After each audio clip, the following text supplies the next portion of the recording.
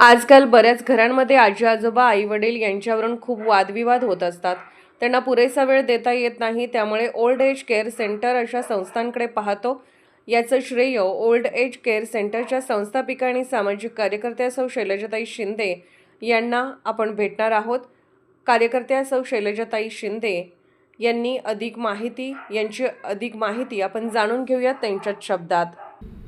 नमस्कार. सतर्क live news इचलकरंजीच्या गोष्टी तुमच्या गप्पा आमच्या या विशेष बुलेटिनमध्ये आपल्या सर्वांचे स्वागत. समाजामध्ये समाजसेवा करणारी लोक खूप भेटतात, पण समाजसेवेची आवड असून ज्येष्ठ नागरिकांना समाजसेवेसोबत एक मनाची भावनिक आठवण करून देणारे, समाजकार्याची तत्परता दाखवणाऱ्या आज आपल्या इथं एक समाजसेविका आलेल्या आहेत.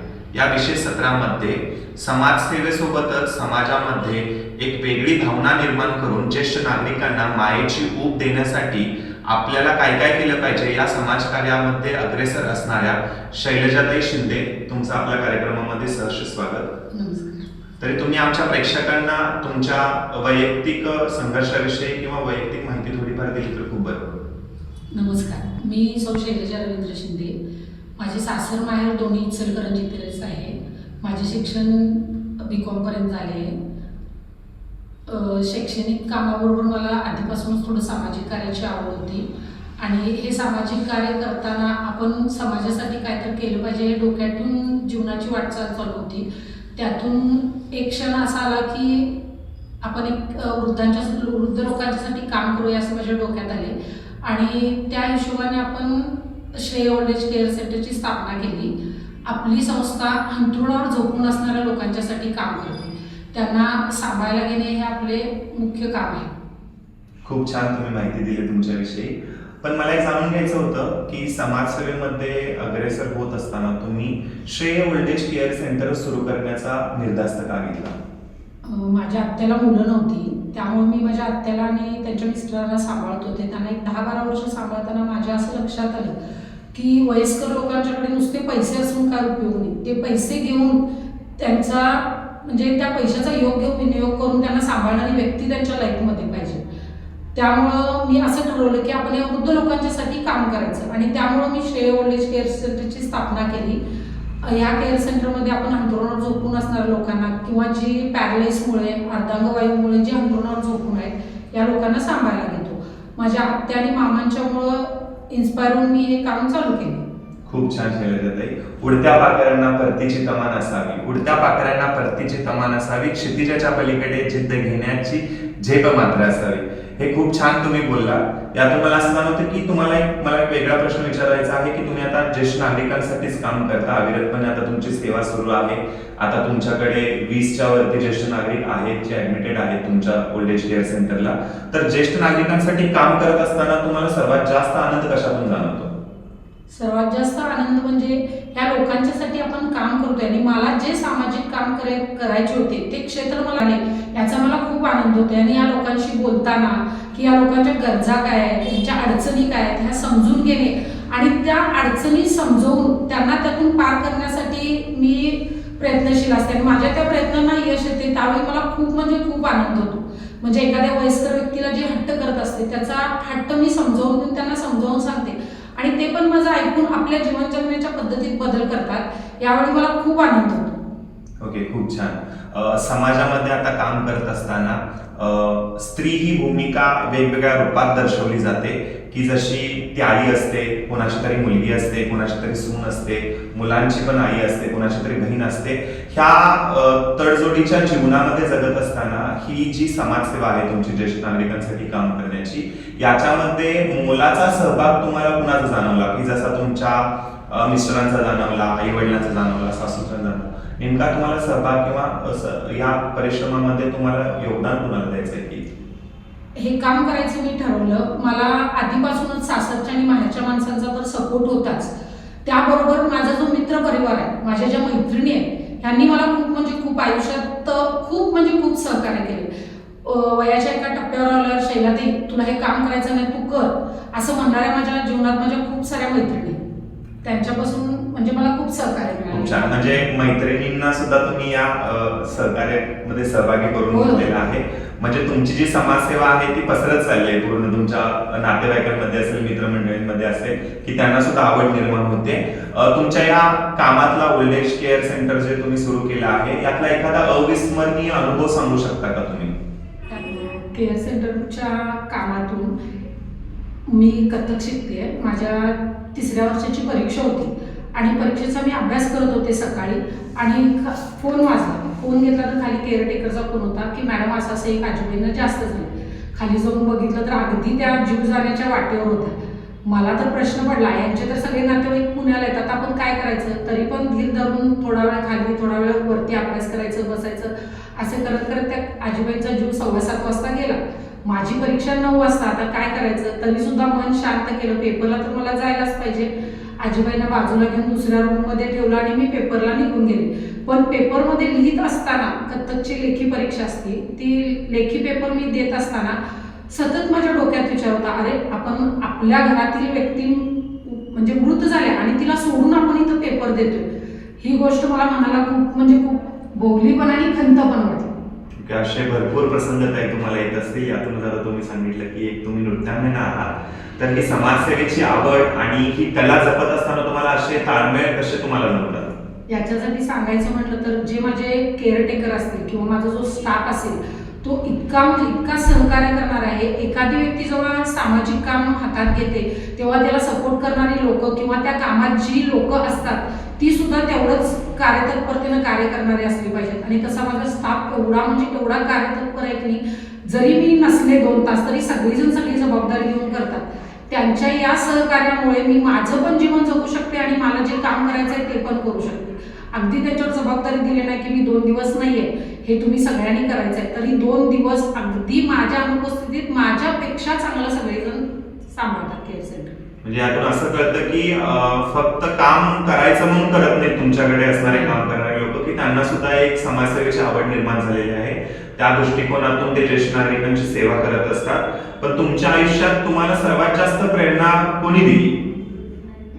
प्रेरणा म्हणजे सर ऍक्च्युली मला सांगायचं आहे की प्रत्येक वेळी प्रेरणा घेऊनच नाही, स्वतःसाठी आपण स्वतः पण इन्स्पायर असू शकतो. माझी प्रेरणा मी स्वतःच आहे असं समजते. मला जे डोक्यात सुचलं की बाबा आपल्याला हे काम करायचंच आहे आणि त्याच्यासाठीचा टप्पा मी स्वतः कष्ट करत स्वतः गाठलेला आहे. त्यात देवानं पण मला भरपूर यश दिले. प्रत्येक गोष्टीत मला सहकार्य मिळत गेले. त्यामुळे माझ्यासाठी मी स्वतःच प्रेरणास्थान आहे असं म्हणतो. खूप छान ताई.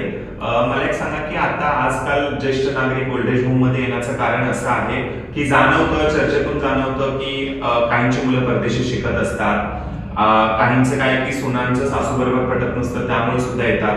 काही ज्येष्ठ नागरिक आजारपणामुळे त्रस्त झालेले असतात त्यामुळे घरातल्यांना त्यांना कंट्रोल करता येत नाही आणि काहींची मानसिक परिस्थिती अशी असते की ते आपल्या घरातल्यांशी जुळवून घेत नसतात. या प्रसंगामधून म्हणजे तरुण पिढीनं आपल्या आई वडिलांसोबत किंवा आपल्या घरातील ज्येष्ठ नागरिकांसोबत कसं वागलं पाहिजे असं तुम्हाला वाटतं? ऍक्च्युली हा आता समाजाचा मोठा प्रश्न की सगळ्यांच्याकडे वेळ नाही आहे, की वेळ द्यायला पाहिजे. वयस्कर लोकांना जास्त महत्वाचं आहे ते वेळ, आणि आता या धावत्या जीवनात वेळ देऊ शकत नाहीत मुलं. त्यामुळं थोडंसं दुरावा निर्माण होतोय किंवा काही जण नोकरीसाठी, आता घरातली लेडीज पण आणि जेंट्स पण दोन्ही नोकरी करत असतात. त्यावेळेला जर अंथरुणावर एखादी व्यक्ती आपल्या घरातली वयस्कर व्यक्ती झोपून असेल तर सगळीच सेवा शुश्रूषा करू शकत नाही. म्हणजे असं नाही की मुलांचा दोष आहे किंवा त्या वयस्कर लोकांचा दोष आहे, ह्याला परिस्थिती सुद्धा कारणीभूत आहे. त्यामुळे आमच्यासारखी केअर सेंटर चालवणारे जर असतील तर किमान त्या वयस्कर लोकांची सगळी सेवा शुश्रूषा सेवा त्यांचे जीवन सुखमय होऊ शकते. आता ताई तुम्ही जसं सांगितलं की ओल्ड एज केअर सेंटर मध्ये आपण ज्येष्ठ नागरिकांना सांभाळतो, पण आता ओल्ड एज केअर सेंटर तर भरपूर ठिकाणी आहे, पण मला असं वाटतं की कुठेतरी जाणवतं की त्या ज्येष्ठ नागरिकांना त्या सेवेसोबतच ते तडपडत असतात मायेच्या उभीसाठी. जसं की बाळ कसं आईच्या एका उभीसाठी तडपडतं तसं ते मुलांच्या सहवासासाठी, सुनांच्या सहवासासाठी, नातवंडांच्या सहवासासाठी धडपडत असतात. तर या अनुषंगाने तुम्ही पहिल्यांदाच सांगितलं की आमच्याकडे काम करणारा प्रत्येक व्यक्ती फक्त कामगार म्हणून काम नाही करत, त्यांची एक सेवा करायची समाजसेवा म्हणून काम करत असतो. तर यातून तुम्ही काय शिकला? ऍक्च्युली आमच्या केअर सेंटरमध्ये जे आम्ही केअर सेंटर चालवतोय सगळ्या त्यांना सोयी सुविधा दिल्या जातात. म्हणजे प्रत्येक सण त्या लोकांच्या सोबत आम्ही साजरा करतो. त्यासाठी माझ्या बहिणीसुद्धा यात इन्व्हॉल्व होतात. प्रत्येक सण साजरा करायचा असेल तर माझ्या बहिणी, आमची मुलं त्यांच्यासोबत आम्ही एन्जॉय करतोय. प्रत्येक गोष्ट खाली, देवपूजा सुद्धा खाली केली जाते. एक आता अखंड श्रावण महिन्याचा ओम नमः शिवायचा जप चालू असतो आमचा. त्यांच्यासाठी असे वेगवेगळे उपक्रम घेतले जातात. केअर सेंटरमध्ये त्यांना बघण्यासाठी टीव्हीची सोय आहे, पेपरची सोय आहे, सगळं. इव्हन अजून हे पाहिजे असेल तर जास्त त्यांना बोलतं करण्यासाठी आम्ही त्यांच्याशी सतत संवाद साधत राहतो. ओके, म्हणजे तुम्ही एक त्यांच्यासाठी नवीन कुटुंबच तयार केलेलं आहे की त्यांना कोणत्याही कमतरतेची तिथं जाणीव होत नाही. तर तुमचा हा प्रवास भविष्यामध्ये तुम्ही ही एक समाजसेवा झाली अजून कुठेपर्यंत वाढवणार आहात? ॲक्च्युली मी जेव्हा केअर सेंटर चालू केलं तेव्हा माझी कल्पना खूप वेगळी होती की आपण या लोकांच्यासाठी अतिशय अल्प दरात, म्हणजे जास्त करून गरीब लोकांना ही सेवा सुविधा द्यायची असं माझ्या डोक्यात होतं. पण थोडं माझे काहीतरी निर्णय चुकले की आपण मोठ्या कॉलनीत जागा घेऊन एक केअर सेंटर बांधलं, त्यामुळं ही सेवा देऊ शकलो नाही. पण भविष्यात मोठं एक 10 एकर जागेमध्ये केअर सेंटर चालू करायचं आणि जी अगदी गरीब लोक आहेत त्यांना सुद्धा सांभाळायला घ्यायचं. त्यांना जसं की ते आता तुम्ही सांगितलं की श्रेय ओल्ड एज होम सेंटर तुम्ही चालवता, समाजसेवेची आवड होती म्हणून चालवता. तिथल्या तुमच्या कामगारांना पण तुम्ही फक्त काम न करता की समाजसेवेची आवड काय असते तुम्ही दाखवून दिलेलं आहे. तर आता तुम्ही श्रेय ओल्ड एज होम सेंटर मधून त्या लोकांना काय सुविधा देता, किती लोकांचे बेड्स तुमच्याकडे अवेलेबल आहेत आणि भविष्यामध्ये ह्या तुमच्या श्रेय ओल्ड एज होम सेंटरची काय वाटचाल असेल? आता आपल्याकडे 40 लोकांना आपण सांभाळू शकतोय.